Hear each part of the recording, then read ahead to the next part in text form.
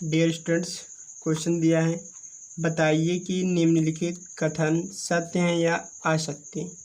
कारण सहित अपने उत्तर की पुष्टि कीजिए। चलिए देख लेते हैं। पहला क्वेश्चन क्या है। 10a का मान सदैव 1 से कम होता है। इसका आंसर होगा असत्य। चलिए कारण देख लेते हैं। कारण 10a बराबर होता है लंब बटा आधार। यहाँ पर अगर लंब का मान आधार के मान के बराबर हो जाए, मान लीजिए लंब भी 5 आ रहा है और आधार भी 5 आ रहा है, तो 5/5 हो जाए, कट के 1 आ जाएगा। यदि लंब आधार के बराबर हो रहा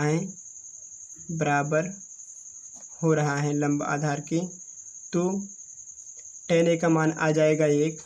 यदि लंब ज़्यादा है आधार से, यदि लंब बड़ा है आधार से, तो 10a का मान भी 1 से ज़्यादा आएगा, 1 से ज़्यादा आएगा।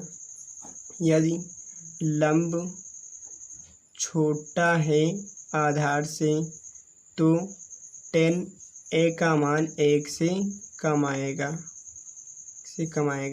जबकि क्वेश्चन में दे रखा है सदैव 1 से कम होता है, तो इसलिए असत्य, क्योंकि इसका मान बराबर भी हो सकता है, 1 से ज़्यादा भी हो सकता है और 1 से कम भी हो सकता है। चलिए क्वेश्चन नंबर दूसरा देख लेते हैं।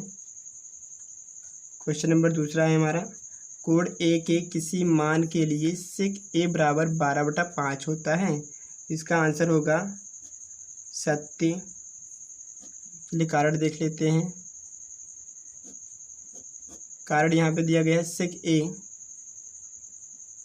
a बराबर होता है कर्ण बटा आधार, और कर्ण का मान हमेशा ज़्यादा होता है आधार से, क्योंकि कर्ण किसी भी समकोण त्रिभुज की सबसे बड़ी भुजा होती है। इसलिए यहाँ पर कर्ण का मान 12 और आधार का मान 5 दे रखा है। अतः कोड ए के किसी मान के लिए sec a का मान 12/5 हो सकता है, इसलिए यहाँ क्वेश्चन सत्य है। चलिए क्वेश्चन नंबर तीसरा देख लेते हैं। Answer cos a code a के कॉसेकेंट के लिए प्रयुक्त होता है। इसका आंसर होगा असत्य। कारण देख लेते हैं। कॉसेक एंट यहाँ पे लिखा हुआ है, और कॉसेक एंट का संक्षिप्त रूप होता है कॉसेक, और यहाँ पर कॉसेक एंट का संक्षिप्त कॉसेक बताया गया, इसलिए ये क्वेश्चन असत्य है, क्योंकि इसका क्या होता है, कॉसेक होता है। चलिए क्वेश्चन नंबर 4 देख लेते हैं। क्वेश्चन नंबर 4 दे रखा है कॉट और ए का गुणनफल होता है। इसका आंसर हो जाएगा असत्य।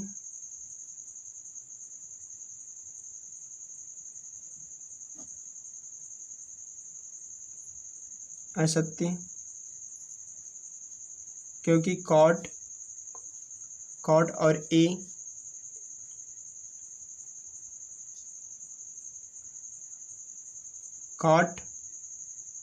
का कोड माना जाता है, इसलिए यहाँ पे कॉट और ए का गुणनफल नहीं होता, इसलिए क्वेश्चन क्या है, असत्य है।